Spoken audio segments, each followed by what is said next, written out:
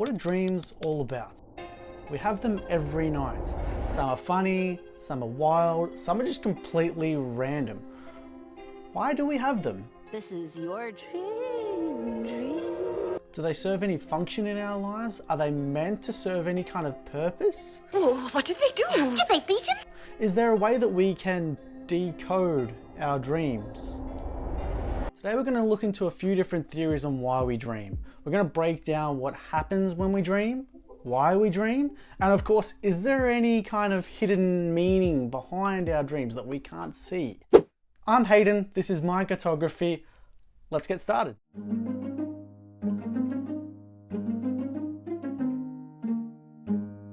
What happens when we sleep? As we all know, when we fall asleep, we lose consciousness, but not all at once, very slowly. At the start, we drift into a very, very light sleep. And this light sleep forms stage 1 of what we call non-REM sleep, non-rapid eye movement sleep. In this first stage of non-REM, it's a very, very light sleep, almost imperceptible. And in this stage, our body and our brain really start to wind down. Stage 2 non-REM sleep is falling deeper into this sleep. We can still be woken up a little bit easily, but again, we're having these slower brain waves turning off our brain little bit by little bit, heart rate slowing, breathing coming down, our muscles are starting to go a little bit more relaxed, easing into it, and facilitating that process of falling deeper and deeper into this sleep. After this, we fall into stage 3 non-REM sleep, and this is our deep sleep. This is the stage where it's really hard to be woken up. Our brainwaves become really, really slow. In this stage, we do most of the restoration and re-energizing that our body and brain needs. This is also the stage at which we see parasomnias occur. So this is sleepwalking, sleep talking, and night terrors. Believe it or not, they're actually not acting out their dreams in this way. People don't often really have any dreams in this non-REM cycle. Where we typically see dreams happen is in REM sleep, rapid eye movement sleep. And this is the final stage of our sleep cycle. This is where we engage in the majority of our dreams, much more vividly as well than any kind of non-REM sleep. Across a few different studies, we've been able to work out that REM sleep really seems quite essential for human beings in many different ways and serves a few different kinds of functions. Some of the functions really seem key to brain development. We also see that we're more likely to have a higher proportion of REM sleep to non-REM sleep after an intense learning experience. So this can suggest that it's really important in learning, and there's also a lot to suggest it's really important with emotional processing as well. Also, we see what's called a REM rebound after a night of sleep deprivation, in that when you don't get much sleep one night, our body will prioritize REM sleep and also slow wave stage 3 sleep to recuperate all the things that REM sleep and slow wave sleep gives us that extra night. So we can gather from all this that REM sleep really is important. It's essential in order to keep us going. But is it just the stage of sleep and what the brain does in that time? Or are the aspect of dreams within REM sleep also important as well? What do dreams give us in this? Is there any worth to them? Our first theory on why we dream is the activation synthesis theory. To understand it, we need to take a closer look at what exactly happens in the brain, particularly when we're about to enter REM sleep. In this stage, when we're about to enter REM sleep, our brain increases PGO waves. These are pontogenicular occipital waves. These waves originate in the brainstem. This is where the pons is located, and it sends these waves through to the lateral nucleus, and then furthermore from there onto the primary visual cortex. Now, why is all this important? Well, we know that the primary visual cortex is the key central player in how we process visual information. See, the image that's projected onto the retina in our eyes is actually back to front, upside down, and just a various arrangement of shapes and colors. It's quite hard to really pick at exactly what something is, because this process happens in the primary visual cortex. The visual cortex receives all this information, it processes it, filters it, integrates it all together in this synthesis process to turn something of an artwork that's upside down, reversed, whole bunch of shapes, colors and lines into a Jackson Pollock, which now that I think about it is actually just a bunch of shapes and colors, and you wouldn't be able to tell the difference. But the point stands that the visual cortex does actually a lot to make sure that what we see in the visual world is what we process in our neural language. Now, if the visual cortex can make sense of all this information that's going in the real world, what do you reckon would happen if it's given random neural firings that are happening whilst we sleep? What do you reckon it would do with these PGO waves? Would it try and make sense of it?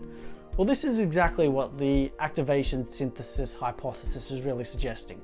It's stating that the pons is releasing all these random neural firings that give off perceptual, cognitive, and emotional information, and that makes its way all the way to the visual cortex, and the visual cortex tries to piece all this together like pieces of a puzzle essentially. And that process makes up our dream. It's just the random arrangement of different kind of bits of information. Now, this all seems well and good unless you question whether or not those PGO waves are in fact random. Could there be some purpose to them? The unlearning theory, by contrast, takes a little bit more of a deeper look as to why REM sleep is so well connected to memory consolidation. Now, the premise behind unlearning theory is that the function of dreams is to help our brain find, locate, and remove parasitic memories. It terms it that, but essentially it's unhelpful, harmful information in our brain that's clogging up the system, and if we don't get rid of it, it could lead to some deleterious kind of effects, such as psychotic kind of symptoms. And so it's quite important for the brain, in fact it's actually essential for the brain to get rid of that information to make sure that we continue to function normally.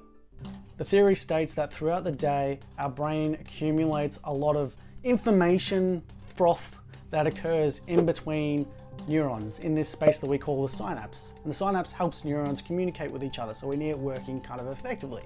So every now and then, when we dream, essentially they're saying that this dream process is helping to dust out all those synapses, clear the connections, and make sure that synapses can communicate better with each other. And they draw from all the work with the PGO waves to help explain how the brain can do this.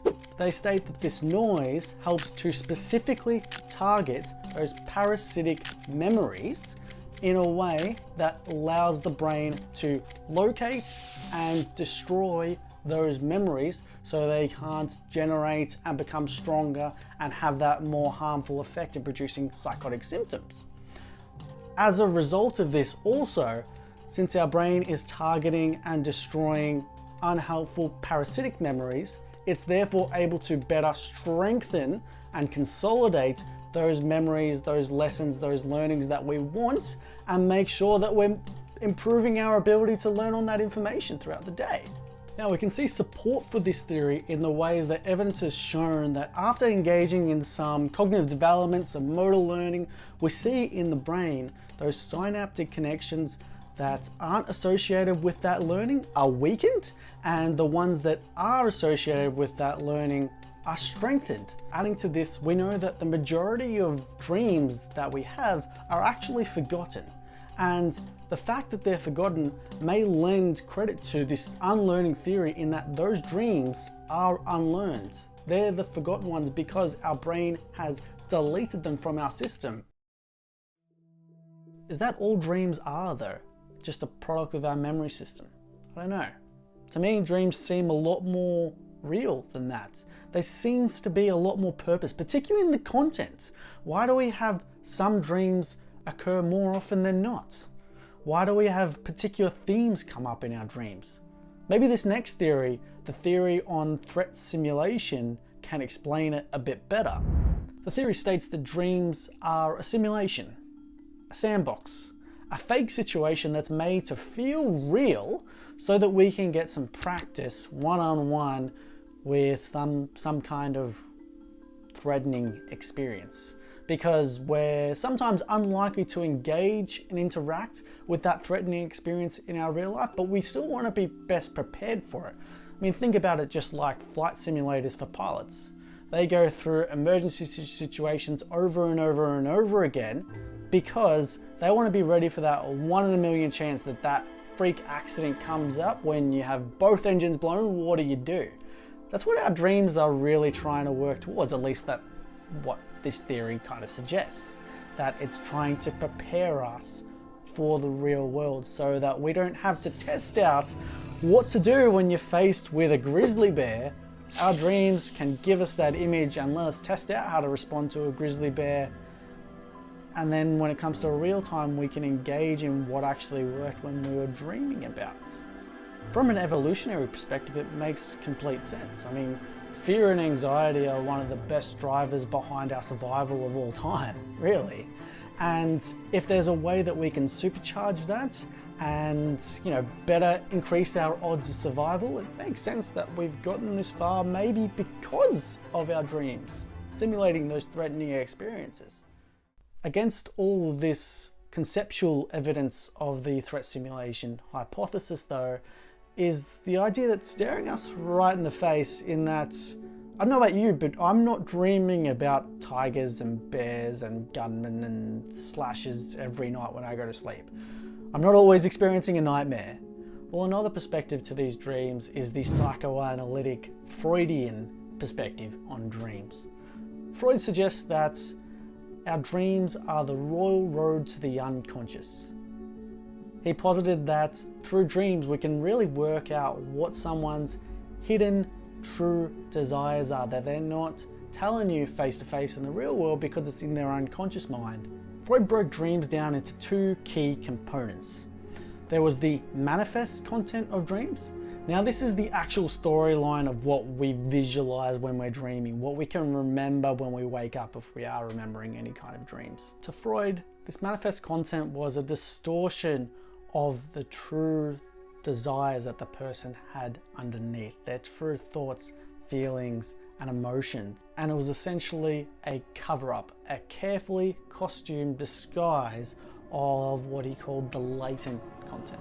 We all have these thoughts, these emotions that are socially unacceptable, things that you wouldn't want other people to know, things that you're afraid for other people to know, that you feel embarrassed about. And we hide this information in the latent content of our dreams. And the way that we hide it is through symbolic messaging, making something represent something that it's not. From a Freudian perspective, we can access the latent content of a dream through a process of what we call free association. Freud would essentially get their patients to sit down, talk about their dream, and talk about whatever comes to mind when they think about it. And by doing so, the hope was that the person would be able to gain new insights into who they are as a person and how they interact with the world. Since Freud, a lot of people have explored this idea of potential hidden messages hidden within dreams, and they've come up with this dream dictionary, which has a list of all different types of content that we typically see in dreams and what it could actually symbolize. A common dream people have, for example, is falling. And this could mean, in the terms of psychoanalytic theory, that someone's feeling anxious, feeling like they're losing control of a situation. It could mean that you're content with the changes that are happening around you, that you're happy with everything as they are.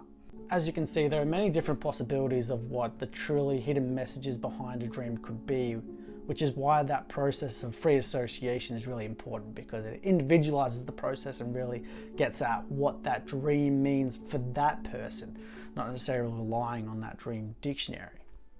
All in all, though, the psychoanalytic theory on dreams is quite discredited. There's not much evidence supporting it, and it's hard to say whether or not there really is any hidden messages within our dreams. They may just mean exactly what it seems like on the surface. As we can see, there's a lot of different limitations on all of these theories. They all have their loose ends. Could it be that there's just something that's far more elaborate yet simple that's going on behind the scenes? What if, bear with me, it's an alternate reality? What if dreams reflect a portal to another world? A world where A different version of ourselves, very similar one, is engaging in their life, and we're visualizing that happen in real time. Think about it. Our dreams feel very real, and there's some things that we can do in our dreams that just don't fit with what we can in our universe as it is, like flying, for instance. I know, it's far-fetched, but it's a really cool idea of what dreams really mean. If it's possible, that would be awesome, but probably not. So there we go. There's 5 different theories on why we dream. And there's many more that are actually out there, but these are the ones that I kind of picked out because they seem to be the most supported, interesting, or just well backed up. This is another episode of Mind Cartography. I'm Hayden. I'll be continuing a lot more of these videos as we go through, again with a theme on psychology. Let's explore it. Come along with the journey with me. See you then. Bye.